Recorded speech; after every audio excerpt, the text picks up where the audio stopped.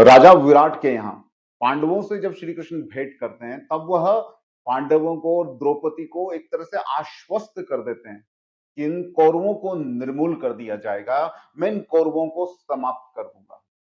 आपको क्या लगता है उस परम चेतना जिसको पांडव भी मानते थे, जानते थे कि ये स्वयं प्रभु श्री नारायण के अवतार हैं, आपको क्या लगता है श्री कृष्ण के आश्वासन देने के बाद पांडवों ने क्या किया होगा? क्या पांडव शांति से बैठ गए? उनको ये लगा कि अब तो श्री कृष्ण मेरे साथ हैं। जैसा कि संत महात्मा आपको कथा सुनाते हैं कि श्री कृष्ण पे भरोसा रखिए, तो क्या पांडवों ने उस विश्वास को, श्रद्धा को इस तरह से रखा कि अब तो मेरे साथ श्री कृष्ण हैं, हमारे साथ श्री कृष्ण हैं, अब हमारी विजय निश्चित है। इसलिए अब हमको शांति से बैठ जाना चाहिए। श्री कृष्ण प्रयास करते रहेंगे, शांति होगी तो ठीक है, युद्ध होगा तो ठीक है, श्री कृष्ण हमारे साथ लड़ेंगे और हम विजय को प्राप्त कर लेंगे। बिल्कुल भी ऐसा नहीं होता। इसलिए मैं बोलता हूं कि आपको शास्त्रों को बहुत डीप में पढ़ना होगा, मंत्र साधना करनी होगी, बुद्धि को चैतन्य करना होगा, मूल भाव को समझना होगा। किसी की सुनाई हुई कथाओं से पूर्णतः आप उस भाव को ग्रहण नहीं कर पाओगे जो शास्त्र आपको देना चाहता है।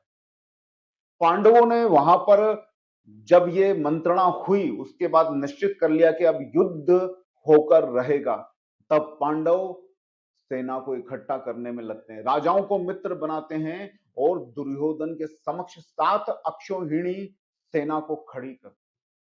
वो श्री कृष्ण के आश्रय थे, लेकिन आश्रय थे उनके मार्गदर्शन के। वो श्री कृष्ण की दिव्य शक्तियों के ऊपर विश्वास रखते थे, लेकिन वो विश्वास ऐसा था कि वो शक्तियां आकर उनके अंदर समाहित होंगी और उनके बाजुओं से बोलेंगी और उनके तीरों में बोलेंगी। तो जो हिंदू, जो सनातन ईश्वर पे आस्था करके इस तरह से बैठ गया है कि वो अगली तैयारियां नहीं कर रहा है, सामर्थ्य को इकट्ठा नहीं कर रहा है, तो वह अंततः अपने नाश की तैयारी कर रहा है। इसलिए योग्यता को निरंतर प्राप्त करते रहो, अपने आप को मजबूत करते रहो, अपनी सेना में निश्चित वृद्धि करते रहो। नहीं तो मात्र आस्था, मात्र विश्वास, मात्र श्रद्धा जिसके अंदर विवेक और बुद्धि ना हो, वो आपके नाश का इतिहास लिख सकती है।